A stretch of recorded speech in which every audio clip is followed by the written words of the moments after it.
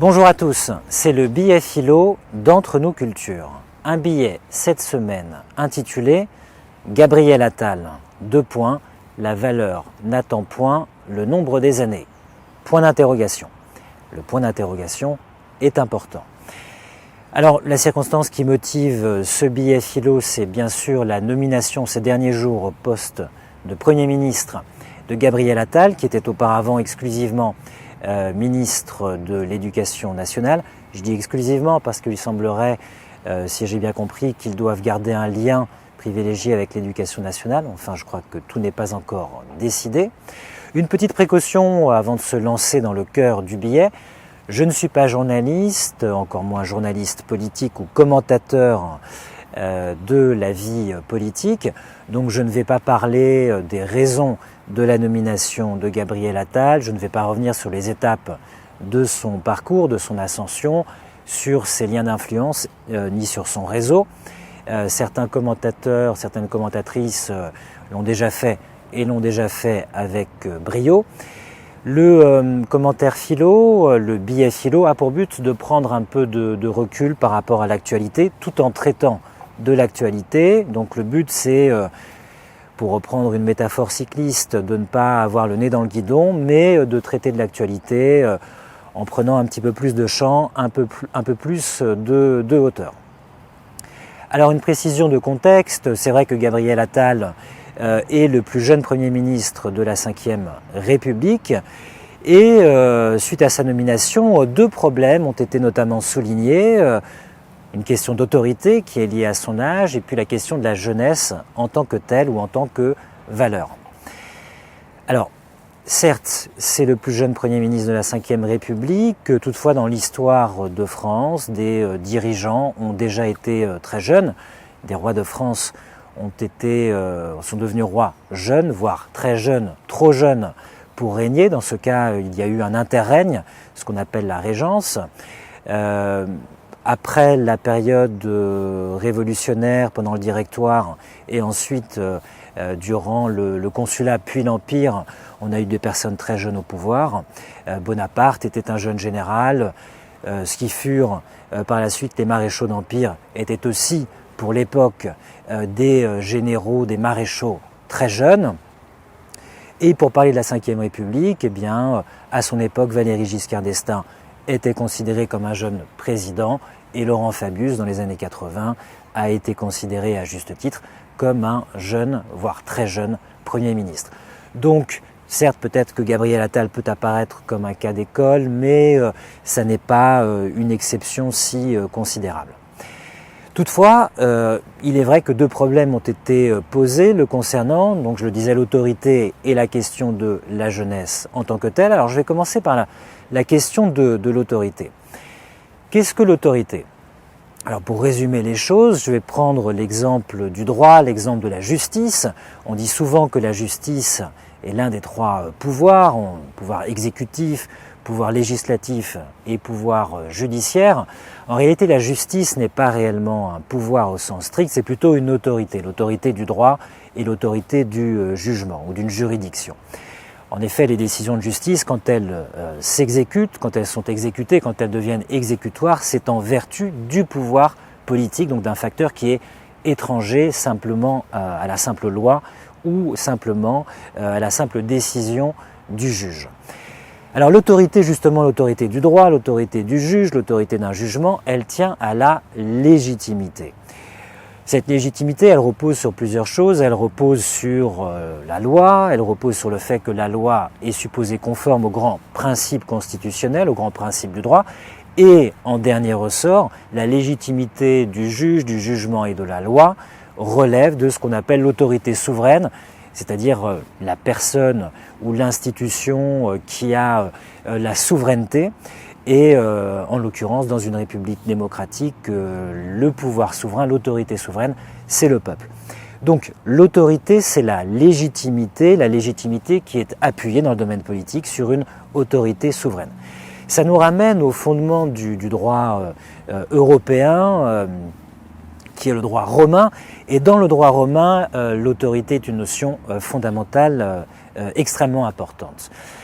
Au début du droit romain, avant la République, quand Rome était encore une monarchie, il y avait trois instances de pouvoir: le roi, le Sénat et le peuple.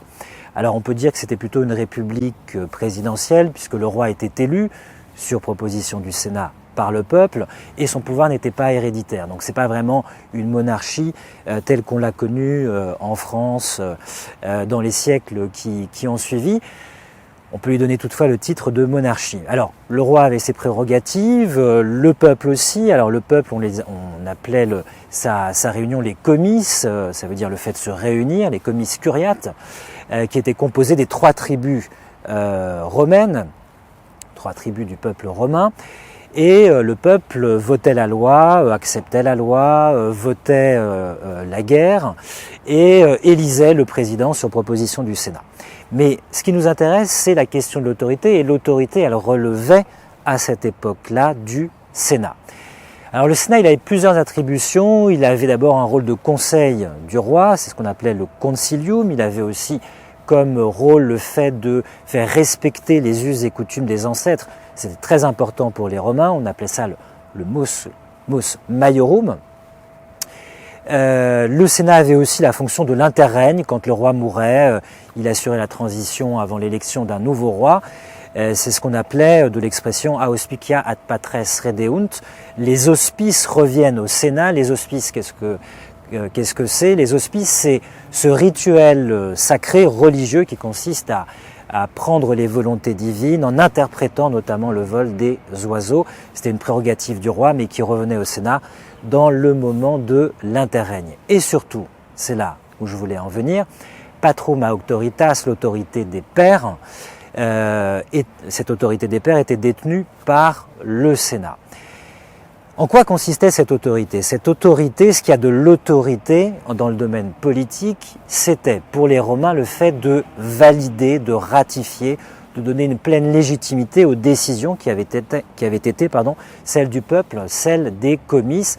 C'était le fait d'augmenter la légitimité, c'était le fait de sanctionner, pourrait-on dire, les décisions du peuple, des comices. Ça nous renvoie au fait que, évidemment, dans cette république aristocratique, l'aristocratie voulait quand même encadrer un peu le vote du peuple. Mais surtout, ça nous ramène à l'étymologie du mot autorité. Autorité, ça vient d'un verbe latin qui est augeo, qui veut dire faire croître, accroître, augmenter, et ce qui a donné le mot auteur, le mot auctor. Alors l'auctor, c'est le garant, c'est celui qui a confiance, qui inspire confiance, qui augmente la confiance. C'est le garant, c'est le tuteur, c'est le gérant d'un commerce dans le cas d'une affaire commerciale. C'est dans le domaine de l'enseignement le maître, le modèle, celui ou celle qui fait autorité.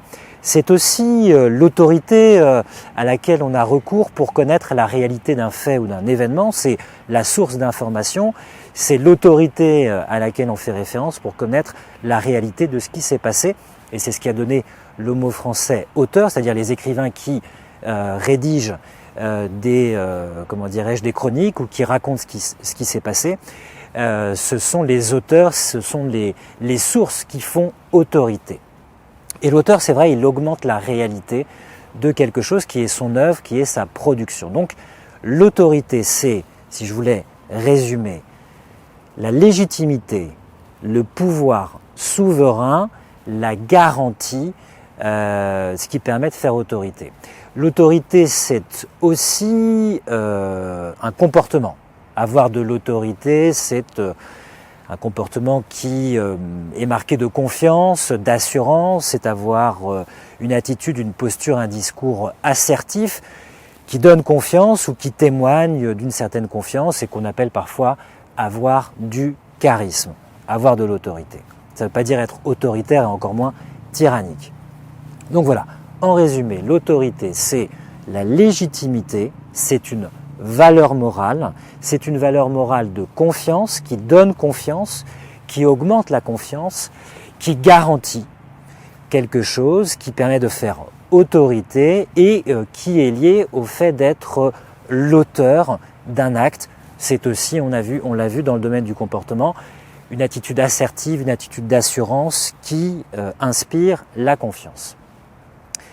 Alors Gabriel Attal a-t-il ou aura-t-il de l'autorité? Ça, je vous laisse en juger. Il y a un homme politique et commentateur avisé de la vie politique qui est aussi président d'un parti politique, qui s'appelle François Asselineau, qui a fait un commentaire suite à la nomination de Gabriel Attal, disant la chose suivante, c'est que il est difficile pour les dirigeants actuels d'avoir de l'autorité quand les décisions des grandes politiques économiques ou géopolitiques ou militaires sont prises par d'autres.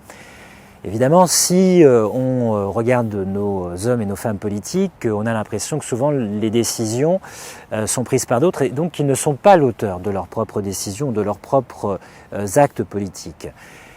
Que ces décisions soient prises par l'Union européenne, par le G7, par l'OTAN, chapeauté par les États-Unis, par le Forum économique de Davos, dans le cas des grandes orientations de politique libérale, évidemment, il est difficile d'avoir de l'autorité quand on apparaît plutôt comme le relais d'une décision étrangère que comme l'auteur de sa propre décision. Alors c'est pas du tout anodin parce que je crois que ce soir, si j'ai bien compris, le président Emmanuel Macron, là on est mardi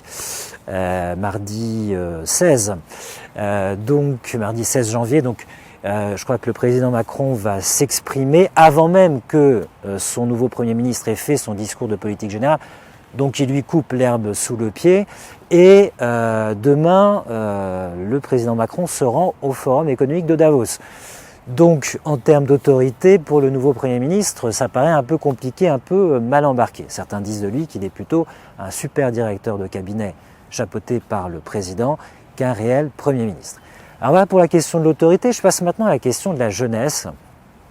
Le billet est intitulé La valeur n'attend point le nombre des années. C'est une citation du Cid de Corneille qui date du XVIIe siècle, qui est une tragicomédie, c'est pas une réelle tragédie, ça se finit plutôt bien le Cid.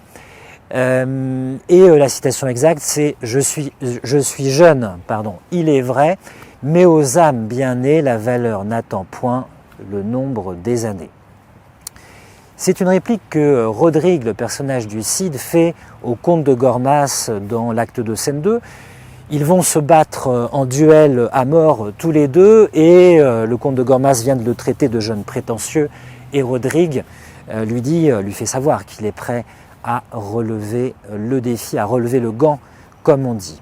Alors quel est le problème du Cid et pourquoi la jeunesse a-t-elle une valeur importante, emblématique et pourquoi cette phrase qui est restée dans les mémoires? Il y a un auteur qui nous l'explique très bien, un commentateur du Cid qui s'appelait, puisqu'il est mort maintenant, Serge Doubrovski. Serge Doubrovski qui a publié un livre très important dans les années 60, en 1963, qui s'appelait Corneille et la dialectique du héros. Alors, que nous dit Serge Doubrovski? Quel est le problème du Cid? Qu'est-ce qui est tragique, en fait, dans le Cid? Ce qui est tragique, c'est le problème de l'aristocratie, notamment de l'aristocratie féodale, l'aristocratie guerrière, puisqu'au XVIIe siècle, où est rédigé le Cid, on essaye pour l'aristocratie de retremper dans les sources de légitimité, on parlait de l'autorité, de la légitimité, de retremper aux sources d'autorité qui lui a donné sa légitimité politique. Et le problème de l'aristocratie guerrière, de l'aristocratie féodale, c'est le problème du temps. Pourquoi? Parce que l'aristocratie, la noblesse du sang, entre guillemets, doit s'éprouver par de la bravoure, par du courage, par la capacité de faire face à l'adversité, par l'impôt du sang, le fait d'être prêt à se battre à mort. Et donc, ça signifie que pour être toujours à la hauteur de l'idéal aristocratique, il faut toujours être prêt à faire face à l'adversité. Évidemment, le temps passe. Et la personne vieillit, elle peut être trahie par le temps, trahie par son corps, et ne plus pouvoir faire face à l'adversité, ne plus pouvoir être en état de combattre. Le problème est posé à l'acte 1, scène 3, quand deux personnages vont s'affronter, enfin ça va être un affrontement avorté. Il y a le comte de Gormas, qui est le père de Chimène, et il y a Don Diego, qui est le père de Rodrigue. Rodrigue aime Chimène, Chimène aime Rodrigue, mais leurs deux pères vont entrer en conflit. L'origine du conflit, c'est très simple, c'est que le roi va nommer un précepteur pour son fils, le prince, pour en faire l'éducation, notamment l'éducation militaire, et il hésite entre le passé, qui est Don Dieg, qui est un homme âgé, et le comte de Gormas, qui est dans la force de l'âge. Et il choisit Don Dieg. Le comte de Gormas, qui est un personnage brutal, un personnage plein d'assurance, de morgue et agressif, va humilier Don Dieg, il va le souffleter, va lui envoyer un soufflet. Et quand Don Dieg va tirer son glaive pour tenter de combattre en bon aristocrate qu'il est, en bon aristocrate guerrier, le comte de Gormas va se saisir de son glaive et va lui jeter son glaive, je dirais presque à la figure, en l'humiliant. Et c'est ce qui explique la célèbre tirade de Don Dieg que tout le monde connaît, ou que sans doute, dont sans doute tout le monde a entendu le début, orage au désespoir. Ô vieillesse ennemie, n'ai-je donc tant vécu que pour cette infamie. Et oui, la vieillesse est ennemie et le corps, le temps, trahit la personne aristocratique. Il suffit d'un jour pour effacer la gloire et l'honneur qui a été bâti par toute une carrière, puisque l'honneur est remis en question chaque jour et l'idéal aristocratique demande à la personne d'être chaque jour capable d'affronter l'adversité. Et c'est ce qui explique la tirade « Et ne suis-je blanchi dans les travaux guerriers que pour voir en un jour flétrir tant de lauriers ». Donc on a cette notion d'unité du jour. Un jour peut faire vaciller à la fois un homme mais aussi tout un empire, toute une légitimité féodale, puisque la suite de la tirade c'est « Mon bras qu'avec respect toute l'Espagne admire, mon bras qui tant de fois a sauvé cet empire, tant de fois affermi le trône de son roi, trahit donc ma querelle et ne peut rien pour moi ». On sent qu'il y a une trahison, on sent que tout l'édifice royal aristocratique est sur le point de chanceler et la gloire passée devient une amertume. Ô cruel souvenir de ma gloire passée, œuvre de tant de jours, en un jour, toujours l'unité, en un jour effacée. Alors pourquoi la jeunesse est importante? Eh bien parce que la jeunesse c'est la relève, c'est la synthèse dialectique entre le passé de l'héritage, de la lignée, du lignage, de la famille aristocratique, du blason, entre ce passé et le présent. Certes, la personne jeune est un individu, mais c'est un exemplaire nouveau d'une lignée, d'une famille, et c'est le prolongement, c'est la continuation d'une légitimité aristocratique. Et d'ailleurs, Don Dieg ne s'y trompe pas, puisque Rodrigue apparaît tout de suite après sa tirade, et dès qu'il le voit, dans les premiers mots, il lui dit « Viens mon fils, viens mon sang, viens réparer ma honte ». Donc voilà, la jeunesse a une valeur éminente dans l'idéal aristocratique parce qu'elle est la continuité d'une tradition et elle assume l'idéal aristocratique qui est de toujours faire face nouvellement à l'adversité en pouvant mettre en jeu sa propre vie. Alors est-ce que cette phrase aux âmes bien nées, la valeur n'attend point le nombre des années, correspond à notre époque? La réponse est non. Depuis les années 60, 1960, on est plutôt dans le jeunisme. Depuis mai 68, la jeunesse est une valeur et on sourit quand on relit les romans du 19e siècle, les romans de Stendhal, où les jeunes gens veulent apparaître plus âgés qu'ils ne sont, ils veulent faire sérieux, ils prennent des pauses pour apparaître plus âgés ou d'un âge plus mûr, puisque c'est ce qui donnait de l'autorité. Dans notre monde, c'est plutôt le jeunisme, je le disais, on essaie de faire jeune, on veut rester jeune à tout prix.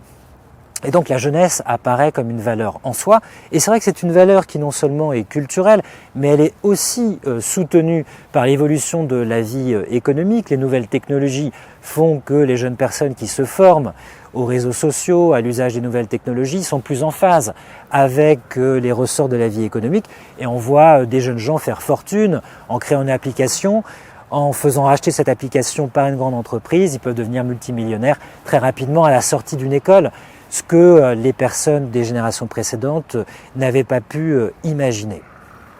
Donc voilà pour cette valeur de la jeunesse de maintenant, qui n'est pas paradoxalement la valeur de la jeunesse résumée de façon emblématique par la phrase de Corneille « La valeur n'attend point le nombre des années », ça n'est pas du tout la même jeunesse, ça n'est pas du tout le même idéal. Alors pour conclure, est-ce que Gabriel Attal a ou aura de l'autorité et est-ce que la jeunesse est en soi une valeur ?